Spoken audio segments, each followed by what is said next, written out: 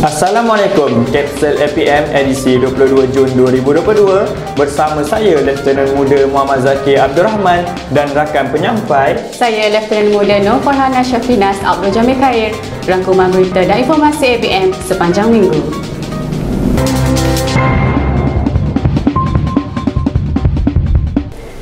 Majlis Persidangan Antarabangsa KOSISPA kali pertama tahun 2022 telah berlangsung dengan jayanya pada 18 hingga 19 Jun yang lalu, bertempat di Auditorium Pusat Genius Pintar UKM yang telah dirasmikan oleh Pesuruhjaya Dr. Haji Nur Hafifi bin Ismail, Timbalan Ketua Pesuruhjaya Operasi APM.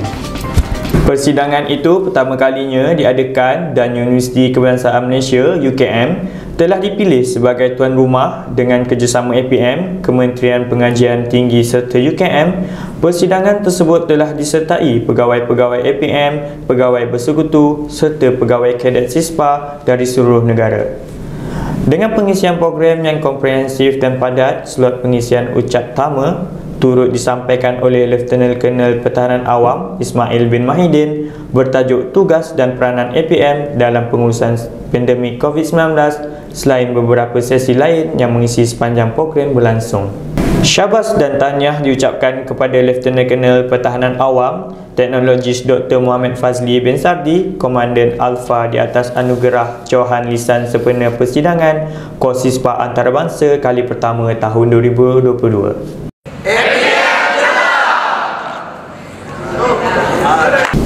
Hasrat untuk memastikan setiap warga APM sentiasa sigap terhadap kecemasan terbukti apabila tindakan pantas guru dan anggota KASPA Sekolah Menengah Kebangsaan Taman Jasmin 2 membantu mangsa kemalangan ketika dalam perjalanan pulang dari sekolah pada hari Khamis yang lepas. Insiden kemalangan sekitar Jalan Kajang Semenyih itu dibantu oleh 2 orang guru dan kadet KASPA yang kebetulan melalui kawasan berkenaan. Selain membantu mengawal lalu lintas, anggota tersebut turut pantas dan cekap memberikan perawatan awal kepada bangsa kemalangan yang cedera. Ternyata ilmu kecemasan yang dipelajari telah dipraktikkan dalam kejadian sebenar, membuktikan bahawa ilmu kecemasan bukan ilmu sampingan tetapi ilmu penting yang harus dikuasai oleh segenap lapisan masyarakat. Syabas dan tahniah diucapkan kepada guru KASPA daerah Hulu Langat iaitu Private Pertahanan Awam Nasrullah serta kadet KASPA yang terlibat. Sebagai memantapkan peranan dan tugas sebagai Sekretariat Pengurusan Bencana di peringkat negeri dan daerah, pihak pengurusan APM melalui bahagian pengurusan latihan, Ibu Pejabat APM mengambil inisiatif mengadakan kursus Sekretariat Pengurusan Bencana bertempat di Alfa, Bangi.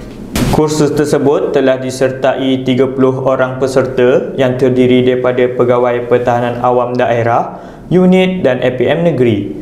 Kursus yang berlangsung selama 4 hari itu meliputi pemberian taklimat oleh penceramah jemputan mengenai peranan serta tanggungjawab sebagai Sekretariat Pengurusan Bencana yang lebih jelas dan serta perbincangan bersama kumpulan.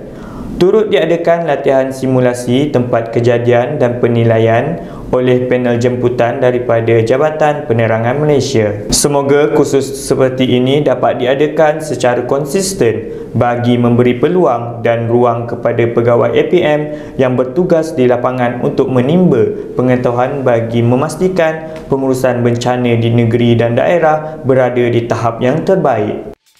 Perlumbaan basikal berprestij Le Tour di Langkawi LTDL bakal diadakan pada tahun ini dan bersempena dengan penganjuran program bertaraf antarabangsa itu, mesyuarat penyelarasan pelbagai agensi telah diadakan pada 16 Jun yang lalu dan telah dihadiri oleh Yang Amat Setia Ketua Pesuruhjaya APM Tuan Aminur Rahim bin Muhammad. Le Tour di Langkawi telah lama tidak diadakan sejak beberapa tahun yang lalu berikutan pandemik COVID-19 yang melanda seluruh negara menyebabkan penganjurannya ditunda dan pada tahun ini bakal diadakan pada Oktober nanti. LTDL akan mengharungi 1,183 km akan disertai oleh pelumba basikal dari seluruh negara yang bakal mengharungi pelbagai bentuk laluan sekitar negeri di semenanjung Malaysia. Mesyuarat tersebut telah dipengerusikan oleh Ketua Setiausaha Kementerian Belia dan Sukan. Semoga kerjasama antara KBS dan APM akan terus utuh. Pada 15 hingga 17 Jun yang lalu, telah berlangsung kursus asas pertahanan awam Saidet Pharma Siri ke-4 bertempat di APM Negeri Sembilan. Kursus yang berlangsung dengan jayanya itu telah disertai 30 orang peserta yang terdiri daripada pegawai dan kaki tangan Fama Negeri Sembilan.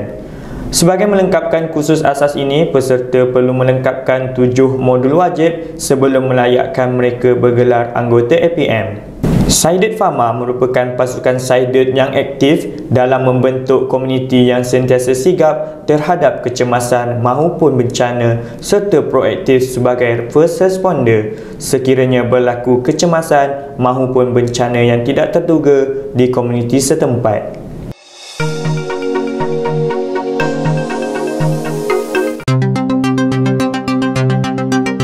Assalamualaikum dan salam sejahtera. Saya Lieutenant Muda Pertahanan Awam Siti Mazlin binti Yusof melaporkan dari APM daerah Kuantan. Seorang lelaki berbangsa Cina telah dilaporkan hilang selepas keluarga mangsa menyedari telefon bimbit dan dompet mangsa berada di dalam bilik mangsa sedangkan mangsa telah keluar untuk membeli rokok. Ahli keluarga mangsa turut mengesyaki sesuatu kerana sebelum ini mangsa telah menghadapi kemurungan dan ingin mati. Kereta yang dinaiki mangsa telah dijumpai oleh ahli keluarga mangsa di atas Jambatan Tanah Putih Kuantan.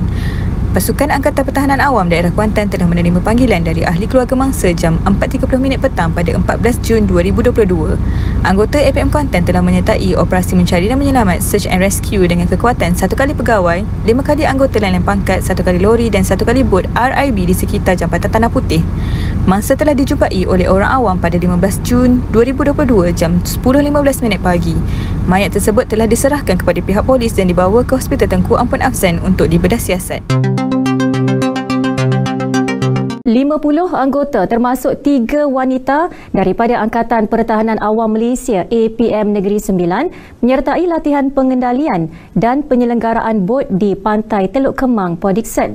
Menurut Ketua Pegawai Bahagian Bencana Operasi dan Latihan APM Negeri Sembilan, Kapten Pertahanan Awam Abdul Rahim Manas, latihan bertujuan agar semua pemandu bot dapat memamerkan diri memandu ke-5 jenis bot APM. Kita sedia maklum pada sekarang ni banjir ataupun keadaan cuaca yang tidak menentu. Jadi inilah salah satu usaha kita untuk membuat persiapan, salah satunya menghadapi banjir kilat lah. Banjir kilat di bandar-bandar yang kian terjadi ketika inilah. Lepas tu selain daripada itu kita juga memfokuskan kepada banjir musim tengkujuh walaupun masih awal, tetapi kita tetap laksanakan latihan itu daripada semasa ke semasa.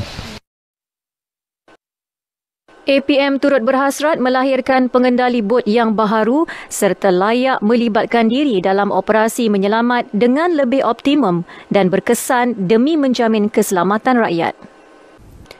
Selain itu, mereka boleh meningkatkan ilmu pengetahuan sebagai persediaan operasi menyelamat pada musim banjir kilat dan tengkujuh. Pada 14 Jun 2022, APM Melaka dikejutkan dengan pemergian Pengarah Angkatan Pertahanan Awam Negeri Melaka, Mendiang Lieutenant Colonel Pertahanan Awam Hubert John Martin Quadra, 47 tahun. Beliau rebah di dalam pejabat pada jam 8.40 pagi, kemudian dikejarkan ke unit kecemasan Hospital Besar Melaka. Beliau telah dimasukkan ke unit kecemasan bagi rawatan oleh pegawai perubatan tersebut dan disahkan meninggal kira-kira jam 10 pagi. Berdasarkan hasil bedah siasat yang dijalankan oleh pihak hospital dan telah disahkan oleh PDRM, punca kematian mendiang disebabkan oleh penyakit tumor mediastinum. Upacara penghormatan terakhir berlangsung pada 15 Jun 2022 bermula jam 8 malam sehingga 10.30 malam. Pada jam 12.30 malam, APM Melaka telah mengiringi jasad mendiang ke depoh Maskargo KLIA untuk diterbangkan ke kampung halamannya di Keningau, Sabah bagi upacara pengebumian.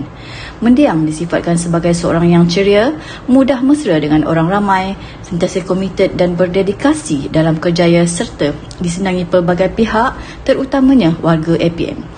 Mendiang telah berkhidmat di APM Melaka sejak 1 Februari 2021 sehingga 14 Jun 2022.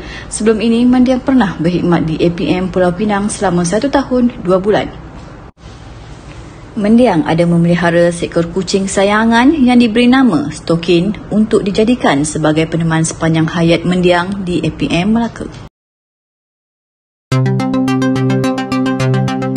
Seramai 83 penduduk terjejas akibat banjir kilat yang melanda Mukim Selama, Relau dan Sungai Batu pada petang 20 Jun. Kawasan tersebut dinaiki air selepas berlaku hujan lebat lebih 2 jam bermula pada pukul 4 petang hari itu. Pegawai Angkatan Pertahanan Awam Daerah Bandar Baharu, Lieutenant Abdul Rahim Khairuddin berkata, sebuah pusat pemindahan sementara dibuka di Dewan Keda Sungai Tengas dalam Mukim Selama pada pukul 8 malam yang menempatkan seramai 47 mangsa daripada 17 keluarga. Katanya lagi, beberapa lokasi yang dinaiki air di Mukim Relau dan Sungai Batu semakin surut dengan keadaan kembali pulih. Pusat pemindahan sementara Dewan Keda Sungai Tengas telah ditutup pada 21 Jun 2022 jam 2 petang apabila keadaan air mulai surut. Rumah mangsa telah selamat untuk didiami dan keadaan kembali pulih seperti sedia kala. APM Bandar Baharu sentiasa melakukan pemantauan dari semasa ke semasa bagi memastikan keselamatan dan kesejahteraan masyarakat bagi mengelakkan dari sebarang kecemasan yang bakal berlaku. Segmen info APM kali ini kami kongsikan kepada anda lokasi pejabat dan institusi latihan APM. Saksikan.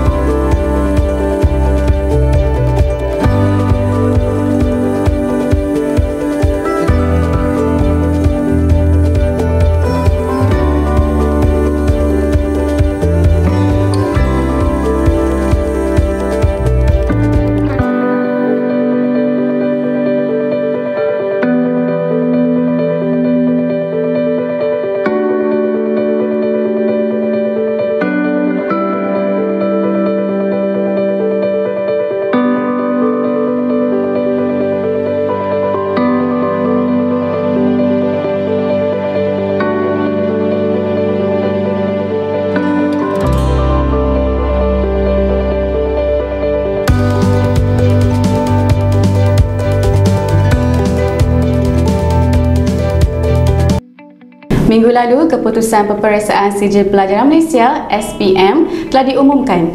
Pelbagai reaksi gembira maupun sebaliknya telah dikongsi di media sosial oleh warganet. Namun apa jua keputusan yang diterima, yang lebih penting, jangan sesekali berputus asa dalam mencapai kejayaan di masa hadapan. Untuk itu, kami kongsikan kepada anda suasana sekitar keputusan SPM diumumkan di seluruh negara.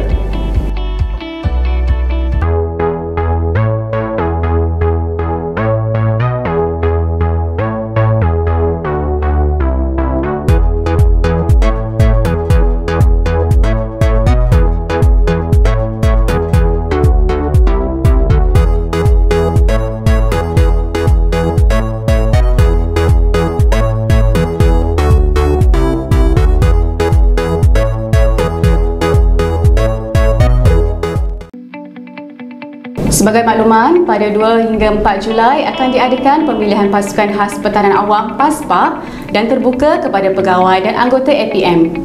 Jangan lepaskan peluang untuk jadi sebahagian pasukan khas pertahanan awam. Sekian saja hanya yang sahih di kapsul APM. Salam hormat dan Assalamualaikum.